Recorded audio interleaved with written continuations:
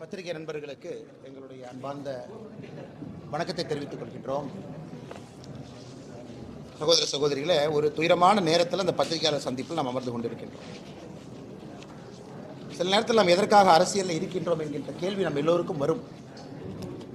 பவருக்காக இருக்கிறோமா, இல்லை நாமளும் 10-11 இருக்கிறோமா, இல்லை அரசியல் எதுவுமே நடக்காத ஜனநாயகத்தில் ஒரு பிரச்சனை வந்தவுடன் ஒரு மாதம் கழிச்சு இன்னொரு பிரச்சனை வரும், மக்கள் எல்லாத்தையும் மறந்துடுவாங்க.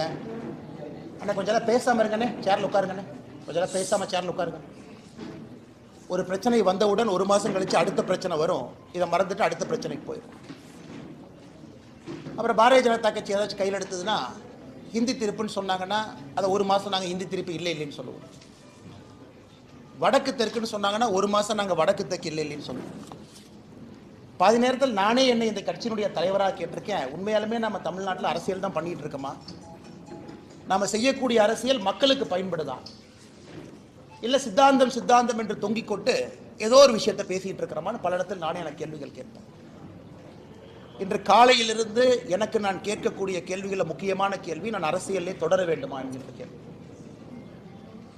தமிழகத்தில் பட்ட பகல்ல ராஜ்பவன்லிருந்து 1.5 கிலோமீட்டர் தொலைவில் அண்ணா யூனிவர்சிட்டிக்குள்ள ஒரு பில்டிங்க்கு பின்னாடி, அதுவும் குறிப்பாக அந்த கிறிஸ்மஸ் இரவு எல்லோரும் பேட்ரோலில் நைட்டு வந்து மாஸ் இருக்குது, ஸ்பெஷல் மாஸ் எல்லாமே. 2 குழந்தைங்க ஸ்பெஷல் மாஸுக்கு போயிட்டு வர்றாங்க, போகணும்னு நினைக்கிறாங்க, அந்த இடத்துக்கு போகணும்னு நினைக்கிறாங்க. அந்த குழந்தைகளை எந்த அளவுக்கு கொடூரமாக சித்திரவதை செய்து எதற்காக ஒரு பெண்ணாக இந்த பூமியிலே பிறந்தோம் என்று சிந்திக்க வைக்கும் அளவுக்கு ஒரு கொடூரமான செயல் சென்னையில் நடந்திருக்கிறது. அது வழக்கம் போல அது அரசியல் ஆயிடுச்சு. அதனால் பாரதிய ஜனதா கட்சி இதை வன்மையாக கண்டிக்கின்றோம் என்று சொல்வதை விட எங்களுடைய அரசியல் பாதையை தீர்மானிக்க வேண்டிய தருணமாக இந்த நிகழ்வை நான் பார்க்கின்றேன், கருதுகின்றேன். தமிழகத்தில் பெண் குழந்தைகள், பெண்கள் பாதுகாப்பாக இருக்காங்களான்னு கேட்டிங்கன்னா நிச்சயமா இல்லை. அவர்கள் மீது நடக்கக்கூடிய குற்றங்கள் ஒரு நாள் அதிகமாக தான் இருக்கு, எப்பவுமே குறையில்லைங்க. இதை பொறுத்தவரை முக்கிய குற்றவாளி திராவிட முன்னேற்ற கழகத்தில் ஒரு பொறுப்பில், சைதை பகுதியில் ஒரு பொறுப்பில், வட்ட பொறுப்பில் இருக்கக்கூடிய ஒரு ஆள். அதுவும் ஏதோ முதல் குற்றம் இரண்டாவது குற்றம் கிடையாதுங்க. குற்றம் செய்து வெளியே வந்து பல குற்றங்கள் இருக்கக்கூடிய ஒரு ஆள் திமுகவிலே தன்னை இணைத்துக் கொண்டு இந்த மாதிரி முக்கியமானவங்க பக்கத்தில் ஒரு புகைப்படமோ அவங்க பக்கத்தில் இருப்பது போல முகநூலில் பதிவு செய்வதற்கு ஒரு புகைப்படம் தேவைப்படுது, அந்த கட்சியில் ஒரு பதவி தேவைப்படுது. இது போன்ற அமைச்சர்கள் கூட நின்று ஏதோ ஃபோட்டோக்கு போஸ்ட் கொடுத்தாங்க, நாங்கள் என்ன செய்யறோம் திமுக சொல்லீங்க. இவங்க ஃபோட்டோக்கெல்லாம் போஸ்ட் கொடுக்கலைங்க. பாருங்க, இவர்கள்லாம் திமுகவினுடைய நிகழ்வில் பங்கெடுக்கக்கூடிய பொறுப்பில் இருக்கக்கூடிய தொண்டர்கள். ஒரு முக்கியமானவர்களுக்கும் சால்வை அணிவிப்பது, திமுகவுடைய முக்கியமான நிகழ்வில் பங்கெடுப்பது. எங்க பாருங்க, மக்களுக்கு சாப்பாடு போடுறேன்னு சொல்லி சாப்பாடு போட்டிருக்காரு பாருங்க அக்யூஸ்ட், திமுக சார்பாக அமைச்சர்களோடு. கட்சி பொறுப்பாளரே இல்லைன்னு சொல்றாங்க, இந்த பத்திரிகை நண்பர்களுக்கு கொடுக்குறோம். கட்சி பத்திரிகையில் அவருடைய பெயர் பொறுப்போடு இருக்கும் பாருங்க. இந்த பத்திரிகை, இந்த கட்சி பத்திரிகை உங்களுக்கு இந்த பத்திரிகையாளர் சந்திப்பு முடித்த பிறகு தருகின்றோம், பாருங்க கட்சி பொறுப்பை பாருங்க, பேரை பாருங்க. ஏன்னா உங்களால் ஜூம் பண்ணி பார்க்க முடியாது. முரசொலியில் அவரை பற்றி வந்திருக்கக்கூடிய பொறுப்பில் இருக்கக்கூடிய அந்த மனுஷனை பாருங்க. ஆனால் இன்னைக்கு நாம் என்ன சொல்றோம்னா, திமுக தான் இருந்தாரா, இல்லை பாரதிய ஜனதா கட்சி வேலை இல்லாமல் இந்த அண்ணாமலை ஏதோ ஒன்று நேரத்துல இருந்து கிளப்பிட்டு சொல்லிட்டு இருக்காரா? எங்களுடைய குற்றச்சாட்டு அவர் திமுக இருக்கிறது என் குற்றச்சாட்டு இல்லைங்க. ஒரு குற்றவாளி இதே போல ஒரு கொடூர செயலை செய்தவன் திமுகவிலே தன்னை இணைத்துக் கொண்டு அமைச்சர்கள் பக்கத்தில் நின்று அங்க இருக்கக்கூடிய லோக்கல் போலீஸ் ஸ்டேஷனுக்கு நான் திமுக காரன் அப்படிங்கிற புகைப்படம் தேவைப்படுது. அதை வைத்து அந்த போலீஸ் ஸ்டேஷனில் இருக்கக்கூடிய ரவுடி ரெஜிஸ்டர்ல அந்த பேர் வரக்கூடாது. ரவுடி ரெஜிஸ்டர் பேர்ல இருந்தா 21 நாளைக்கு ஒருக்கா நீங்க போலீஸ் ஸ்டேஷனுக்கு கூப்பிடுவீங்க. என்னப்பா பண்ற, இந்த மாசம் பேங்க் அக்கௌண்ட் எவ்வளவு பணம் வந்துச்சு, ஏன்னா நானும் காவல்துறையில் 9 ஆண்டுகள் குப்பை கொட்டி இருக்கின்றேன்.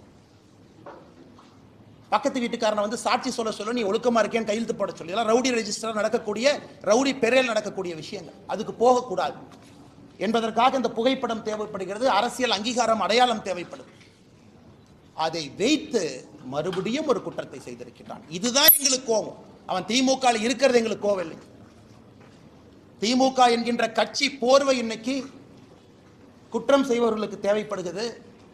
அங்க இருந்து அப்படியே அமைச்சர் பக்கத்தில் போனாவே அந்த லோக்கல் ஸ்டேஷன் ஹவுஸ் ஆஃபீஸருக்கு, கிரைம் கான்ஸ்டபிளுக்கு, இன்டெலிஜென்ஸ் பார்க்கக்கூடிய ஹெட் கான்ஸ்டபிளுக்குலாம் தெரியும், அவன் திமுக இருக்கானே, அந்த பையன் நல்ல பையனே, அமைச்சர் கூடவே சுத்துறானே, அந்த பையன் நம்ம ஸ்டேஷன்ல கூப்பிட்டு ரவுடி பரேட் நடத்தினா நம்மளே வச்சு செஞ்சு தண்ணி இல்லாத காட்டுக்கு மாத்திடுவாங்கன்னே. திமுக என்கின்ற போர்வை இருந்தனால மட்டும்தான் இந்த அக்யூஸ்டு அந்த பொண்ணு மேல கை வச்சிருக்கான். இது வெரி சிம்பிள். இது மூளை இருக்கக்கூடிய, ஆறறிவு இருக்கக்கூடிய எந்த மனிதனுக்கும் கூட தெரியும். திமுக கட்சி பொறுப்பு இருக்கு, திமுக அமைச்சர்களோடு இருக்கிறாங்கிற ஒரே காரணத்துக்காக மட்டும்தான் ஸ்டேஷன்ல என்கொயரி பண்ணல. இதே போல ஒரு குற்றத்தை அவன் செய்திருக்கின்றான். அதே குற்றத்தை இரண்டாவது முறை செய்திருக்கின்றான். இதுக்கு நீங்க அடிச்சீங்க பாருங்க பெல்டி அமைச்சர்கள்லாம். எஃப்ஐஆர் எப்படி சார் லீக் ஆச்சு? இந்தியா முழுவதுமே crime criminal tracking network system CCTNS எல்லா போலீஸ் ஸ்டேஷனும் இணைக்கப்பட்டிருக்கிறது ஃபைபர் ஆப்டிக் கேபிள்ல.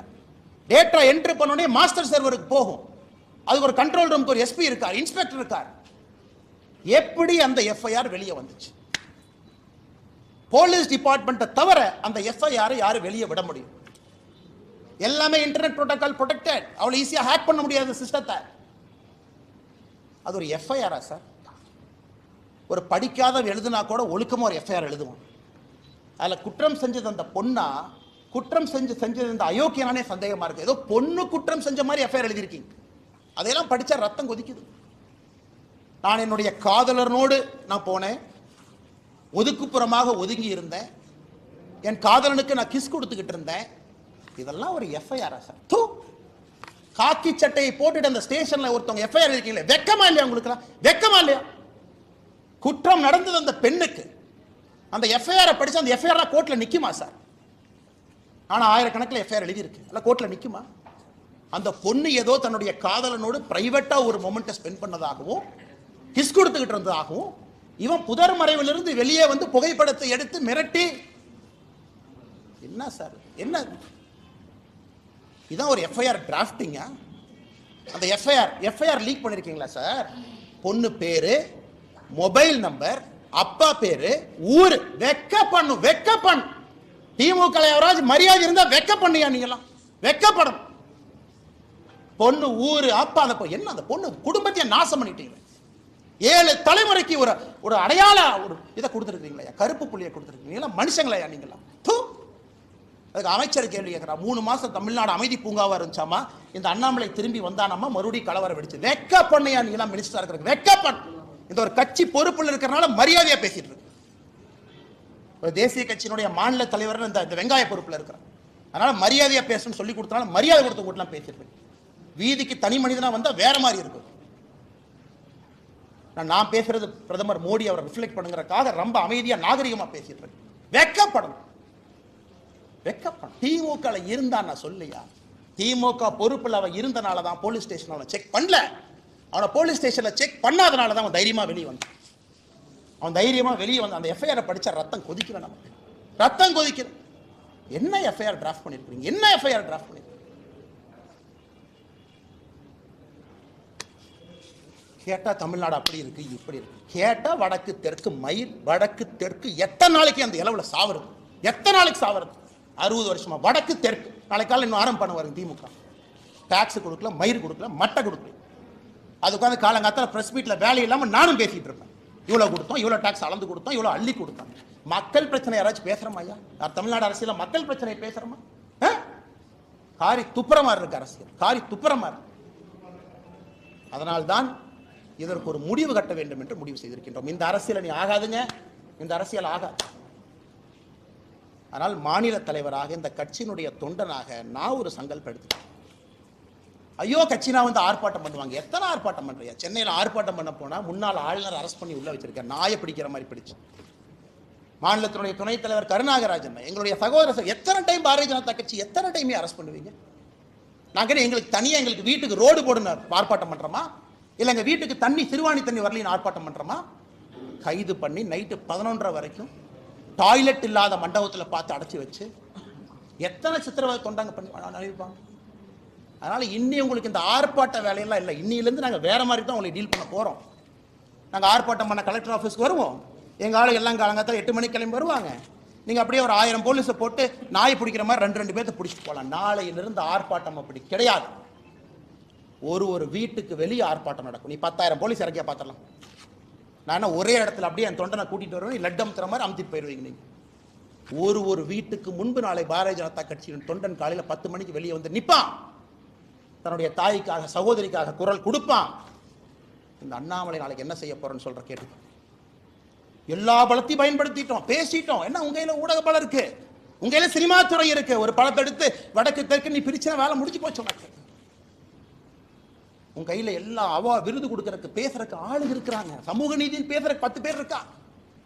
பாரதிய ஜனதா கட்சினா சமூக நீதி இல்லைன்னு பேசுறதுக்கு 50 பேர் இருக்கா. ஆனால் நாளை எனக்கு நானே சாட்டை அடி கொடுக்கக்கூடிய நிகழ்வை காலை 10 மணி என்னுடைய வீட்டுக்கு வெளியே நான் நடத்தப்போம். நான் எனக்கு முருகபெருமானுக்கு சூர சம்ஹார பெருமை இந்த தீவிரம்லாம் அழிக்கிறது. நாளை காலை 10 மணிக்கு மாநில தலைவராக என்னுடைய இல்லத்திற்கு வெளியே நான் நின்று சாட்டையால் என்னை 6 முறை நான் அடித்துக் கொள்ள போகிறேன். சாட்டை என்னை அடிச்சுட்டு போறேன். நாளையிலிருந்து திமுக என்கின்ற கட்சி தமிழகத்தில் ஆட்சியிலிருந்து அகற்றப்படும் வரை நான் செருப்பு போட மாட்டேன். இந்த அரசியல் நானும் 3 வருஷம் பண்ணி பார்த்துட்டேன். அது ஒரு முடிவு வரணும். இன்னைக்கு முடிவு வந்தே ஆகும். சும்மா இத்தனை நாளைக்கு எத்தனையாக நானும் வண்டி ஓட்டுறது. வந்தது வேறு, செய்வது வேறு, நடந்து கொண்டிருப்பது. நாளையிலிருந்து திமுக ஆட்சியிலிருந்து அகற்றப்படும் வரை இந்த பத்திரிகையாளர் சந்திப்பு முடிச்சு என் செருப்பை கழட்டுன்னா நீ ஆட்சியிலிருந்து இறங்குற வரைக்கும் நான் செருப்பு போட மாட்டேன். பார்த்துலாம். நாளையிலிருந்து 48 நாட்கள் நான் விரதம் இருக்க போகிறேன். பிப்ரவரி 2வது வாரம் முடியும். 6 படை வீட்டுக்கு நான் போக போறேன். முருகபெருமான்கிட்ட முறையிட போறேன். எல்லாத்திட்டையும் முறையிட்டாச்சு. நேஷனல் கமிஷன் ஃபார் உமன் முறையிட்டாச்சு. காலகட்டத்தில் வேலையெல்லாம் உட்காந்து லெட்டர் எழுதிருக்கேன். பாருங்க 3 பேஜ் வேலையில். அம்மா வாங்கம்மா, தயவு செஞ்சு பிடிங்கம்மா, இவங்கெல்லாம் வயலேட் பண்ணிட்டாங்கம்மா, செக்ஷனாக பாருங்கம்மா. எத்தனை கடிதம் எழுது. ஹியூமன் ரைட்ஸ் கமிஷன் 15 கடிதம் எழுதியாச்சு. நேஷனல் கமிஷன் ஃபார் உமனுக்கு எழுதியாச்சு. வேலையெல்லாம் உட்காந்து எழுதி ட்விட்டரில் போடுறதா வேலை. இன்னி பார்த்துக்கலாம் அரசியல், இன்னி பார்த்துக்கலாம். நாகரிகமான அரசியல். இந்த பவுண்டு பை நீங்கள் அநாகரிகமாக பேசுறீங்கல்ல, சோசியல் மீடியாவில் குடும்பத்தை எடுக்கிறீங்க, என்ன வேணாலும் நீங்கள் பேசுவீங்க. கேட்டால் அப்படியே கட்சி போறவைக்குள்ள ஒளிஞ்சுக்குவீங்க. நாளையிலிருந்து என்னுடைய அரசியலும் அப்படித்தான் இருக்கும். இந்த மாநில தலைவர் கட்டுப்பாடு, இனி ஆரோக்கியமான அரசியல், விவாதம், மரியாதை. அதெல்லாம் எதுக்கு மரியாதை கொடுக்கணும்? எதுக்கு மரியாதை கொடுக்கணும்? பெண்களுக்கு, குழந்தைகளுக்கு பாதுகாப்பு இல்லாத ஒரு மாநிலத்தில் எதுக்கு உனக்கு மரியாதை கொடுக்கணும்? எதுக்கு மரியாதை கொடுக்கணும்? அரசியல் கட்சியில் நீ மரியாதை வெங்காயம்லாம் கிடையாது. ஆனால் நீங்கள் வாங்கின இந்த இஷ்யூ பேசுங்க. எத்தனை இஷ்யூங்க தமிழ்நாட்டில் பேசுறது? ஆனால் டங்ஸ்டன் இஷ்யூ டெல்லிக்கு போங்கன்னா எத்தனை டைமுங்க போகிறது? ஆனால் மீத்தேன் பிரச்சனை ஆச்சுன்னா டெல்லிக்கு போங்கன்னா எத்தனை டைம் போகிறோம்? எத்தனை போகிறது? வேறு வேலை இதே தான் வேலைங்க. அதனால் நாளை எனக்கு நானே சவுக்கடி காலை 10 மணிக்கு என்னுடைய இல்லத்திற்கு வெளியே நான் கொடுத்துக் கொள்கின்றேன். பாரதிய ஜனதா கட்சியினுடைய எந்த தொண்டனையும் இது நீங்கள் செய்ய வேண்டாம் என்று நான் அன்போடு சொல்லுகின்றேன். நீங்கள் யாரும் செய்ய, வீட்டுக்கு வெளியே வந்து நிற்க வேண்டியது உங்களுடைய கடமை. ஒரு சகோதரியோடு, சகோதரனோடு, அவர்களோடு நாங்கள் இருக்கின்றோம் என்று உணர்த்த வேண்டியது நம்முடைய கடமை. தீய சக்தி அழிக்கப்பட வேண்டும். தமிழகத்தை அழிக்கணும், வேற வழி இல்லைங்க. வழி படிக்கிறோம் பாருங்க. எத்தனை கேங் ரேப், எத்தனையா பண்ணுவீங்க, என்னையா பண்ணுவீங்க? தெரியாம கேட்குறேன். 14/8/2024 gang rape of m woman accused யார்? கவிதாசன். என்ன நடத்தினா? Udhayanidhi Stalin fan club Orathanadu. 2/1/2023 youth wing of DMK sexual assault of woman police constable. லட்சணத்தை பாருங்க, விளங்கி. 22/3/2022 gang rape of 22-year-old woman in Virudhunagar after blackmailing ஒரு வீடியோ. எல்லாம் பாருங்க. கேட்டால் கட்சி அப்படி யாருமே இல்லை, எல்லாம் பொய் சொல்கிறாரு. அண்ணாமலை வந்ததுக்கப்புறம் இது வேலையில்லாமல் செய்கிறாரு. அதனால் பத்திரிகை நண்பர்களே, வேறு வழி எங்களுக்கு இல்லை. மக்களுடைய கவனத்தை ஈர்ப்பதற்கு எங்களுக்கு வழி இல்லை. இது சாமானிய மிடில் கிளாஸ் பையன் கொதிக்கணியா? மிடில் கிளாஸ் ஆள் எந்திரிக்கணும். அவன் எந்திரிக்காமல அரசியல் எந்த மாற்றம் இல்லை. சும்மா அப்படியே பேசிட்டே வண்டி ஓட்ட வேண்டியதான். 1 country 1 election, அது 1 மாதம் ஓட்டு, இது 1 மாதம் ஓட்டு, டங்ஸ்டன் ஒரு 3 மாதம் ஓட்டு, மீத்தேன் ஹைட்ரோ கார்பன் 6 மாதம் ஓட்டு. அவ்வளோதான். நம்ம எல்லாம் மறந்துடுவோம். எதுக்காக இருக்கிறோம், என்ன வேலை செய்கிறோம். ஆனால் மறுபடியும் நான் சொல்வது, நடுத்தர வாழ்வு வாழக்கூடிய நீங்கள் தயவு செஞ்சு வெளியே வாங்க, பேசுங்க, கேள்வி கேளுங்க. ரோட்டில் வந்து நில்லுங்க, நாளைக்கு கேளுங்க. லோக்கல் எம்எல்ஏ தெரியும் உங்கள் ஓட்டு நீங்கள் போட மாட்டீங்கன்னு தெரியும். இந்த இலவச பணத்தை எல்லாம் எலெக்ஷன் அப்போ தூக்கிட்டு வாங்க. இப்போ எல்லாத்தையும் தூக்கி எறி. அதனால் பத்திரிகை நண்பர்களுக்கு என்னுடைய அன்பான வேண்டுகோள், நீங்கள் அதை கேட்கணுங்க. மீடியாவில் டிபேட் வைக்கணும், விவாத பொருள் வைக்கணும். அன்னைக்கு நாமளும் மனுஷங்க தான், அதே சாப்பாடு சாப்பிட்றோம், 6 அறிவு இருக்கு. நம்ம வீட்டில் நடந்துதான் சும்மா இருப்பாங்களா? கத்தி எடுத்து வெட்ட போக மாட்டோம். விவாத பொருள் பேசவே வர சொல்லு. எதுக்கு அப்படி பண்றீங்கன்னு கேளு. ரிப்பீட் ஆஃபெண்டரா எதுக்கு ரவுடி ஷீட்ல வைக்கலன்னு கேளு. பொறுப்பேற்று கமிஷனர் விலக சொல்லுங்க. குறைந்தபட்ச டெப்டி கமிஷனர் வீட்டுக்கு போச்சு. ஆனால் இதை சொல்ல வேண்டும் என்பதற்காகத்தான் அந்த பத்திரிகையாளர் சந்திப்பேன். இதை தவிர நான் வேற எந்த இதுக்கு சம்பந்தமான கேள்விகளுக்கு நான் பதில் சொல்றேன். அன்னைக்கு கோயம்புத்தூர் இதாயிடுச்சு, கரண்ட் போயிடுச்சு, இதெல்லாம் இன்னைக்கு இல்லை. அதெல்லாம் நாளைக்கு நாளான்னைக்கு கரண்ட் போனது, தண்ணி இல்லாதது, டாய்லெட்ல தண்ணி வராதெல்லாம் நாளைக்கு நான் சொல்றேன். இன்னைக்கு இந்த இது சம்பந்தமாக நண்பர்கள் கேள்விகளுக்கு நான் பதில் சொல்றேன். நாம சொன்னதுக்கு அப்புறம் எடுக்கிறாங்க. NCW எழுதுனதுக்கு அப்புறம் போலீஸ் எல்லாம் பெண்ட கழுத்துக்குன்னு எழுதி இருக்கிறோம். ஆக்ஷன் எடுங்க. ஒருத்தனையோட எப்படி வெளியே வந்துச்சு நான் கேட்கிறேன். CCTNS நெட்வொர்க்ல இருந்து வெளியே எப்படி வரும், எப்படி வந்துச்சுன்னு சொல்றேன். யாராச்சும் ஹேக் பண்ணிட்டாங்களா? அப்ப யார் ஹேக் பண்ணாங்கன்னு சொல்லுங்க. செல்போன்ல எல்லாம் எடுக்கலீங்க, PDF அப்படியே PDF டவுன்லோட் பண்ணி வெளியே விட்டுருக்கிறீங்க. எதுக்கு? விக்டிம் ஷேமிங் பண்ணணும். Victim shaming. இந்த பொண்ணு சரியில்லை, அதனால தான் இது நடந்துச்சு. எத்தனை நாளைக்கு அந்த டிராமாவை தமிழ்நாட்டில் பண்ணுவீங்க? எத்தனை நாளைக்கு பண்ணுவீங்க? இந்த பொண்ணு சரியில்லாத பொண்ணு அப்படின்னு மக்களுக்கு பார்த்தா தெரியணுமா? காதலனாக இருக்கட்டும், காதலியாக இருக்கட்டும், 18 வயசுக்கு மேல அவங்க தனிப்பட்ட உரிமை. வெட்கி தலை குனினுங்க, தலை குனினுங்க, தலை குனி. நாம் எல்லோருமே சாமானிய மனிதர்களாக தலை குனிந்து நிற்கணும். ஏன்னா சகோதரி நம்ம மண்ணில் தமிழ்நாட்டில் அது நடந்தது. பாவம் எவ்வளோ கஷ்டப்பட்டிருப்பாங்க அந்த பொண்ணு. பாருங்க எவ்வளோ எவ்வளோ அசிங்கப்பட்டு. எஃப்ஐஆர் படிச்சுப்பாங்க.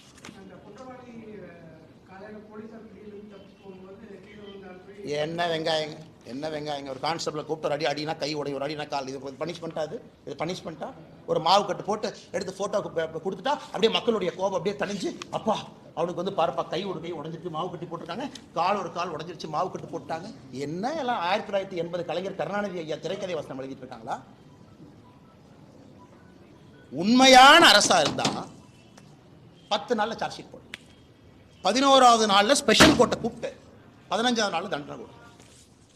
நான் சொல்றேன், இந்த டிராமால எங்களுக்கு வேண்டாம். மாவு கட்டு போட்டேன், கையை உடைச்சேன், கால் உடைச்சேன், இந்த டிராமால வேண்டாம் சார். 7 நாள்ல ட்ரையல் நடந்த கேஸ் இந்தியாவில் இருக்கு சார்.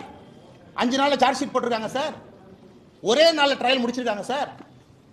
நீங்க நினைக்கிற மாதிரி 1 வருஷம் 2 வருஷம் இல்ல, 10 நாள்ல ஒரு சார்ஜ் ஷீட்டை போட்டு ட்ரையல் நடத்தி தண்டனை வாங்கி கொடுக்க முடியும். பண்ணீங்களா? பிரிசன் மினிஸ்டர் என்ன சொன்னார் ரகுபதி?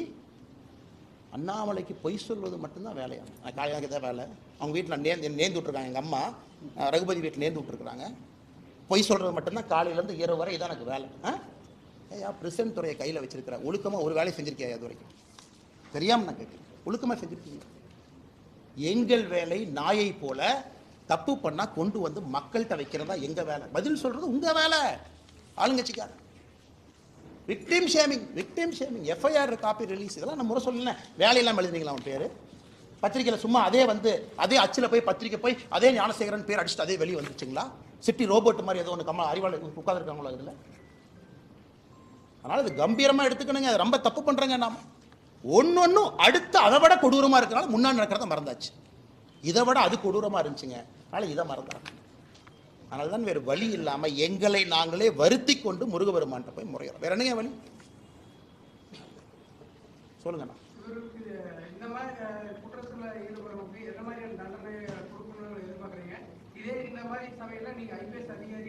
நான் எல்லாம் சுட்டு தூக்கி வீசிட்டு போயிடுவேன் சார். அது சொன்ன 4 பேர் எஃப்ஐஆர் தூக்கிட்டு வருவாங்க. ஹியூமன் ரைட்ஸ் கமிஷன் அதுன்னு வருவாங்க. தூக்கி வெளியே வச்சா தான் சரியாக வரும். அந்த மாதிரி ரத்த சார் இது ஏதோ அரசியல் வந்தாலும் அடங்கி உட்காந்துருக்குறேன். வேறு வழியில் கேட்டால் கட்சி பொறுப்பு, தேசிய கட்சி மாநில தலைவரெல்லாம் நீங்கள் பேசக்கூடாதுங்கிறேங்கிறாங்க. அதனால் வாயை பற்றிட்டு உட்காந்துருக்குறேன்.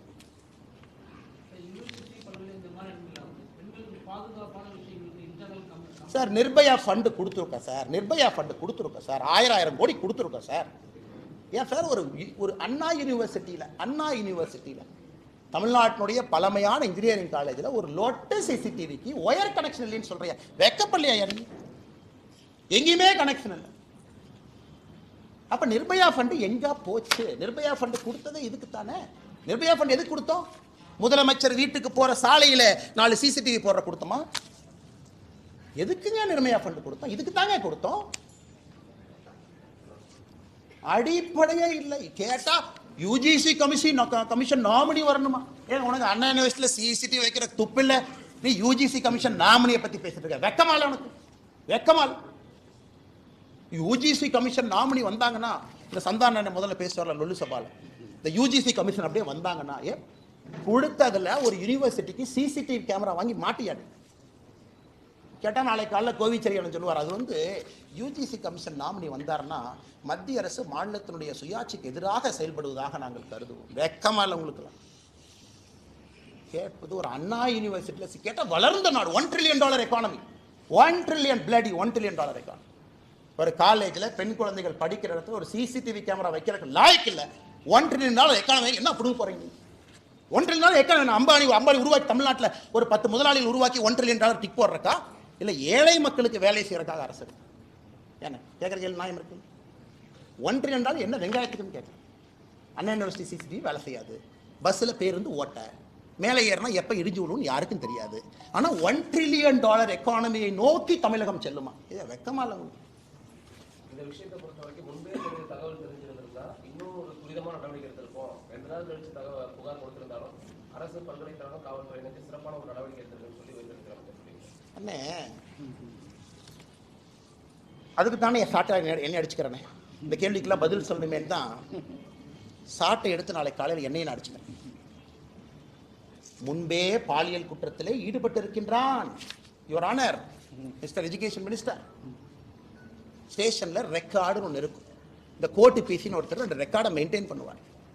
ரிப்பீட் அஃபெண்டரை பார்க்கணும், அதை ரவுடி ஷீட்டில் எழுதணும். மாதம் 21 நாளைக்கு ஒருக்கா பெரேடில் வந்து நிப்பாட்டணும். அவன் போலீஸ் ஸ்டேஷனுக்கு வந்தாலே கை கால்லாம் நடுங்கும். இந்த குற்றத்தை அவன் பண்ணுறான்னா, அண்ணே அது ஒரு நாள் குற்றமான எனக்கு சந்தேகமாக இருக்குண்ணே. அந்த எஃப்ஐஆரை படித்து பார்த்தா அது ஒரு பொண்ணுக்கு மட்டும்தான் அது நடந்தா எனக்கு சந்தேகமாக இருக்கு. அதே இடம் அதே புஷ் திடீரென்ற உள்ளே வெளியே வந்தான் மாயாவி போல. எஃப்ஐஆரை டிராஃப்ட் பண்ணிருக்காங்க. இந்த விரச கதைகள்லாம் படிப்பாங்கல்ல, அது கூட இதை விட நல்லா எழுதுவாங்க. அதனால தான் நான் இவ்வளவு வேகமாக செல்வதற்கு காரணம், இன்னி நாங்கள் அரசியலை மாற்ற போகிறோம். இனி சித்தாந்தம் லொட்டு லொசுக்கு நார்த்து சவுத்து இதெல்லாம் நீ வேலைக்கு ஆகாது, அதெல்லாம் வேலைக்கு ஆகாது. இவ்வளோ தூரம் பேசுவேன். நாளை காலையில் வந்து மத்திய அரசு டேக்ஸை குறைச்சி கொடுத்துட்டாங்கம்மா. நான் என்ன சொல்லுவேன், காலிலேருந்து தொண்டை தண்ணிக்கலையே அது ஏன் கொடுத்தோம்னா, அது டைரக்ட் டேக்ஸ் என்ன, அது இன்டைரக்ட் டேக்ஸ் என்ன, ஜிஎஸ்டி வசூல் என்ன, ஒரிசாக்கு எவ்வளோ போச்சு, குஜராத்துக்கு எவ்வளோ போச்சு, 3 மணி நேரம் பேசிட்டு நானும் படுத்துங்கிறேன், நீங்களும் படுத்துங்கிறேன். பெண்களுக்கு எதிரான குற்றங்கள் அங்கங்கே நடந்துக்கிட்டே இருக்கு. இன்னும் இது வேலைக்காக சார், இவங்க குழந்தைய பிடிக்கணும், வேற மாதிரி அரசியல் பண்ணணும். சொல்லுங்கண்ணா.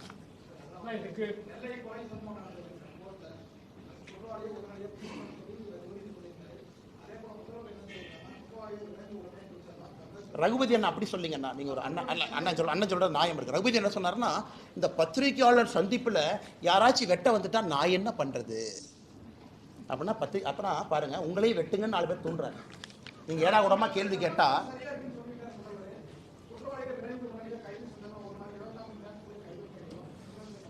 அண்ணா பப்ளிக் பிளேஸில் ஒருத்தர் வெப்பன் கொண்டு வர்றான். எப்படி கொண்டு வர்றான்? வெஹிக்கிள் செக்கிங் இன்ஸ்பெக்டர் எங்கே போனார்?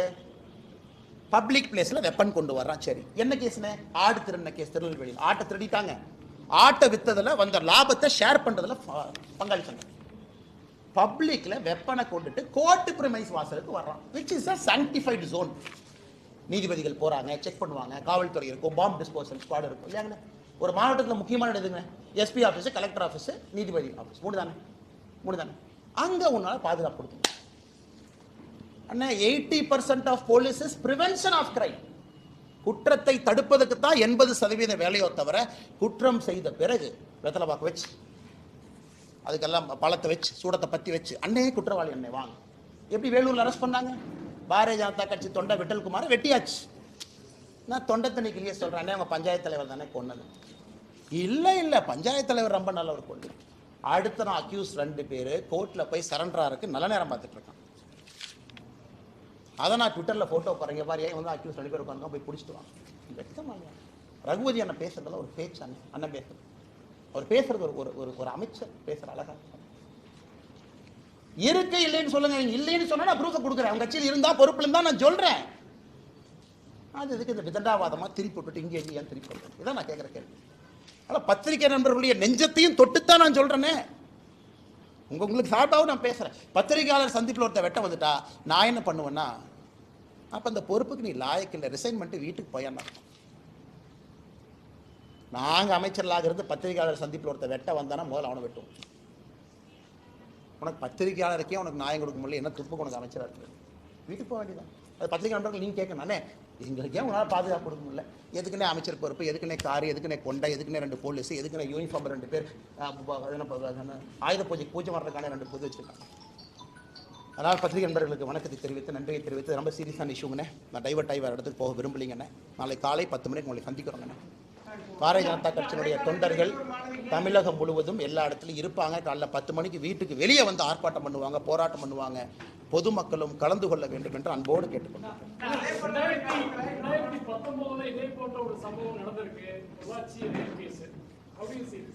எல்லாமே தவறுதான். நான் அரசியல் வந்த பிறகு கூட்டணி கட்சி அன்னை சோப் போடுவார், பேச மாட்டார். இது ஒரே ஸ்டைல் தானே, 5th கியர்னே, வண்டி எடுத்தால் போயிட்டே இருக்க வேண்டியதான். நமக்கு இந்த சைடு கேட்லாம் கிடையாது. நான் அரசியலுக்கு வந்த பிறகு கிடைக்காது. யார் தவறு செய்தாலும் தவறுன்னு தான் நான் சொல்றேன்.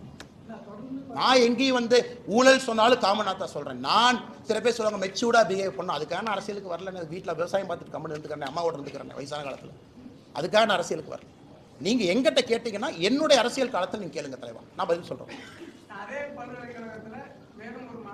எனக்கு சந்தேகம் இது வருண்ணே இதெல்லாம் வரும். அந்த வே the incident happened, the way the fellow was hiding in the bush, the way the fellow no CCTV is not functioning. அவன் CCTV கேமரா வறுத்திருக்கலாம் இல்லையா? அதனால CCTV அறுக்கிறதுல வெங்காயம் ஆனாரு, ஒரு குக்கி போட்டு எடுத்த கேமரா அறுத்து போயிருக்கு.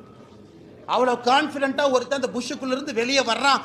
அதுவும் அந்த எஃப்ஐஆர்ல சொல்றாங்க, என்னை இந்த வழியிலே அழைத்து சென்றான்னா அவனுக்கு ரூட்டும் தெரிஞ்சிருக்கு. இந்த பில்டிங்க்கு ஒதுக்குப்புறமாக என்னை அழைத்து சென்றானா எந்த பில்டிங்க்கு பின்னாடி போகணும்னு தெரிஞ்சிருக்கு. அதை பார்த்து கூட காவல்துறை இவன் ரிப்பீட் அஃபெண்டர், மாட்டினது ஒருக்கா 2 முறை, மாட்டாதது 10 முறை 15 முறைன்னு புரிஞ்சுக்கிட்டாவே பிரச்சனை முடிஞ்சுதுன்னா. நன்றி.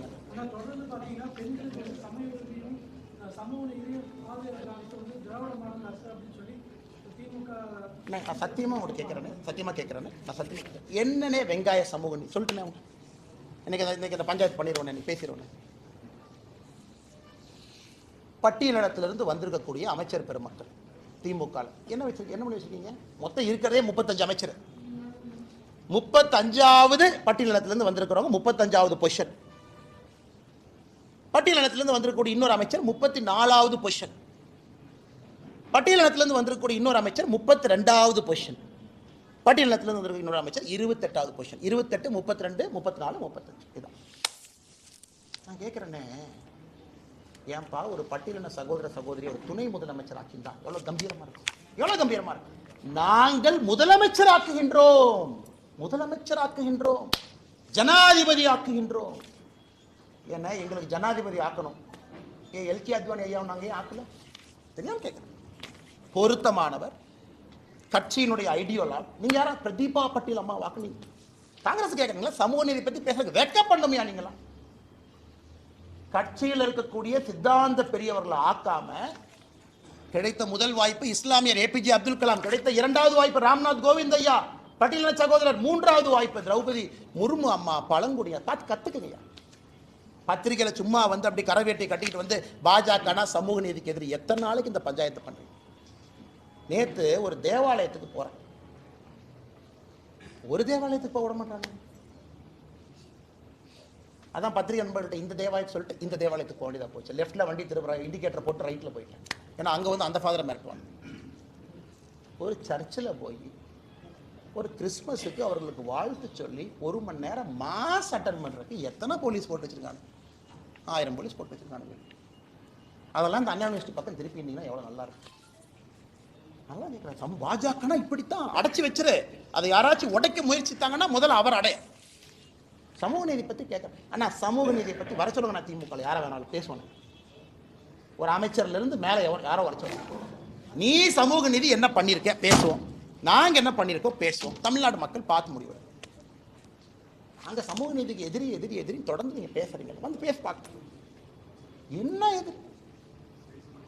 தமிழ்நாட்டில் $470 மில்லியன் எக்கானமி, 500 மில்லியன் கீழே இருக்கும், $500 மில்லியன் கீழே இருக்கும். இரட்டை டம்ளர் பீகாரில் இல்லைன்னா இரட்டை டம்ளர் சிஸ்டம்னு, பீகாரில் இல்லைன்னா நான் போகிறேன் பீகார் அடிக்கடி, யூபியில் இல்லைன்னா இரட்டை டம்ளர். ஆய்வறிக்கை சொல்லுது தமிழ்நாட்டில் தான் இரட்டை டம்ளர்னுடைய பயன்பாடு அதிகம். என்ன சமூக நீதி பேசுற நீ? சொல்லு, தயவு செஞ்சு சொல்லு. ஆனால் நான் அரசியல்வாதி கேட்குறேன், உங்களுக்கு கேட்குறேன். பட்டியலிட சகோதர சகோதரி பஞ்சாயத்து பிரசிடென்ட் ஆனால் கொடியேற்ற முடியாது. தமிழ்நாட்டில் தான் ஹையஸ்ட். யூபியில் இருக்கா, பீகாரில் இருக்கா? இல்லை. எத்தனை நாளைக்கு இதை பேசி பேசி ஜாதி அரசியல் பண்ணி மத அரசியல் பண்ணி வண்டி ஓட்டுவாங்க. காலைல 10 மணிக்கு பார்ப்பேன். நன்றியா.